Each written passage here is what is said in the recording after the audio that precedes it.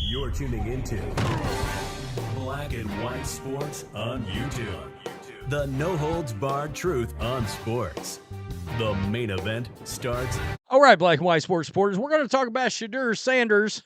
Lots of things going on in the last, let's call it 18 to 20 hours involving Shedeur Sanders, the Titans, and now other NFL players going to war over Shedeur Sanders. Now, I think it should be noted, Darius Slayton is a wide receiver for the Giants who happens to have the 3rd overall pick. And, of course, there's also this. They had the Colorado Pro Day. I watched it. Todd McShay watched it. I don't think anybody came away just super impressed by it. Now, supposedly, the Titans were blown away. Okay, but why would you not still go ahead and meet with Shedeur Sanders if you were blown away? It's not happening, all right? It's not going to happen. So the Titans have respectfully canceled private workouts with Travis Hunter and Shedeur Sanders, making it all but official they will take Cam Ward at number 1. And now I'm starting to hear more and more about Hunter to Cleveland.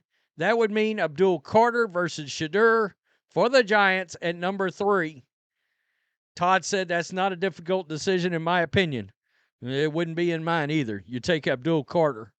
This was one of the actual reports. After yesterday's Colorado Pro Day, Titans brass met with Shedeur Sanders' camp, and the parties have agreed to cancel the upcoming private workout. The Titans have seen 4 years of game film, scouted multiple games, and now attended a pro day they described as, quote, very impressive. Now, that led to some people saying he may go number 1 overall. I don't know how you got that exactly. Most unlikable first-round quarterback prospect that I can remember. I'm not going to say that. Really? Caleb Williams? And guys, I take a different route when it comes to quarterbacks. I pounded the table. I said out loud, vocally, Jaden Daniels was the best quarterback coming out in that draft. And everybody thought I was nuts, and here we are. All right, I'm not a big Caleb Williams fan. Players debate Shedeur Sanders' habit of patting the ball. This has turned into a full-blown war. Pre-draft debates start with anonymous sources and end up with talking heads shouting at each other. On Saturday, a back-and-forth originated not from those paid to talk about football, but those that paid to play it. This is Florio. The topic, the impact of Colorado quarterback Shedeur Sanders' habit of patting the ball before he throws it. It was on display during his pro day workout on Friday. So, right here, Andre Cisco had this to say about Shedeur Sanders' pro day. He needs to stop patting the ball. Boy, better stop patting that ball. We break in on that early. Well, here's my issue. Hell of a lot of quarterbacks have patted the ball for various reasons. Good ones. All right? Now have some mid quarterbacks done it too? Yeah. I saw some people bring up Jimmy G, and I'm thinking, yeah, but isn't Jimmy G like 45 games over 500 as a quarterback and went to a Super Bowl and became one pass away from winning a Super Bowl? There's a world where Jimmy Garoppolo is a Super Bowl champion right now outside of the Pats backup stuff. Just think about that, all right? So, hell of a lot of quarterbacks have patted the ball. Great ones. Of all the things that I have issues with involving Sanders, that's not one of them. I'm going to be real. I've got no issues with that. And my issue with him is he holds on to the ball too long, and his escapability is not going to be what it was in college. All right? Now, honestly, the same deficiencies that Caleb has are the ones Shedeur has. The difference, Caleb is way more athletic and elusive than Shedeur. And I think a lot of people are thinking, oh, this is Prime's kid. he's got to be this massively great athlete. No, he's not. All right, he's not a great athlete. So I think that may surprise some folks. So lots of double taps and hitches on Shedeur today. NFL defenders close windows quickly. This was a concerning workout. Well, the biggest concern of the workout was the fact that there was no wow factor to the workout at all. And some of the throws, a lot of wobbliness, a lot of ducks. It just wasn't a great workout. It wasn't a slam the door on the critics workout at all. It wasn't. Darius Slayton, now, it should be noted, plays wide receiver for the Giants. A team that, look, I think there's a world where the Giants do not take Shedeur at 3. But there's definitely a world where they could trade back into the first round and take him then. They would probably have to get ahead. Well, it's going to be a toss-up because Jaxson Dart's going in the first round. I'm telling people right now. I've got him rated ahead of Shedeur. I don't even think it's close. I know a lot of people hate that, but it is what it is. I promise he can pat the ball and be just fine. If DBs was so good at breaking on ball pats, they'd have 8+ picks a year. Same guys that fall for a 2-man dagger concept and give up a dig on 3rd and long every season, all season long, talking about a ball pat. What a joke. So he cooked Andre Cisco, but Micah Parsons, the all-world linebacker / DN, however you want to, the all-world quarterback killer, decided to get involved here from the Dallas Cowboys. You realize a pat on the ball can be the difference between a sack or a throwaway and completion.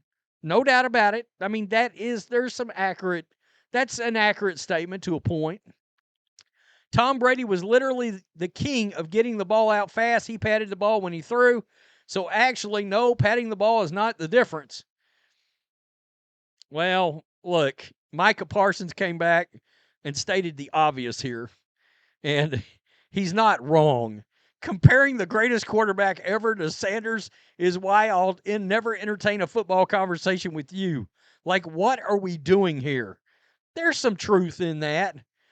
But I'm going to tell you, there's also a lot of other quarterbacks out there that have patted the ball over the years that were really damn good. Aaron Rodgers is another one. Matt Ryan, really damn good quarterback.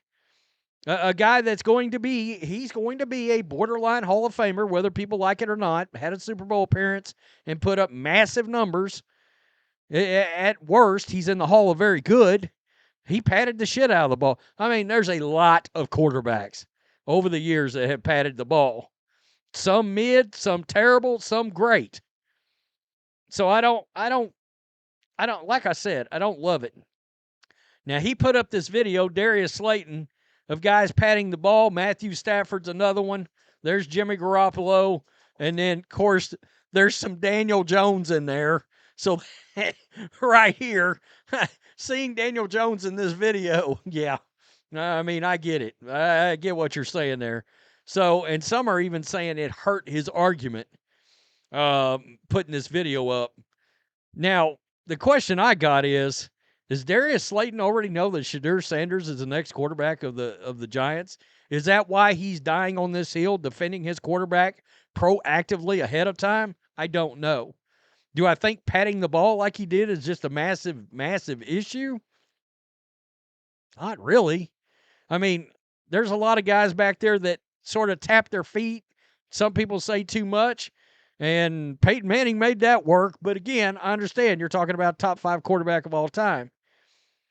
This is wild because there's a bunch of teams in the league that have a second-round grade on Shedeur Sanders. All right? And then there's some that's got like a mid-round first to late first kind of grade on him. And then we don't know. Starting to think that he may drop out of, I mean, there's a world where he realistically will not be a top 10 pick now. Okay? I think McShay was saying that FanDuel or DraftKings, they're going to come out with a new over-under pretty soon. where the over-under is going to be like 7.5 or 8.5. So we're talking the 7th or 8th draft pick overall drop. Now that's 2 spots from being out of the top 10. It's a polarizing pick. It is, and it's because Shedeur is he's very accurate. He's a good processor. All right. But he's not elusive. Any escapability he had in college might not go great in the NFL because these guys are so fast once they get into the backfield. So it's a lot of debate. There is a lot of debate. I won't kid you. I will tell you, just in case you're wondering, okay, well, where do you have him? Well, I've got Cam Ward.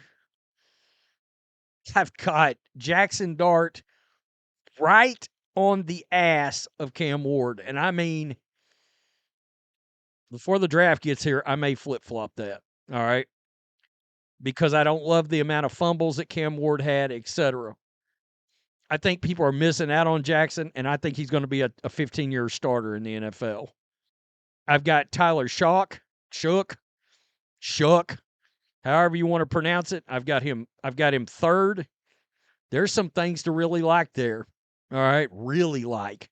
He's 25 years old. I don't give a shit about that, but teams do. Really good arm. All right. He's fast. I mean, he ran like a 4.63. Very athletic, and could be a 10 or 12 or 15-year starter too. So I've got Shedeur fourth right now. All right, so just remember I said that. I've got him fourth.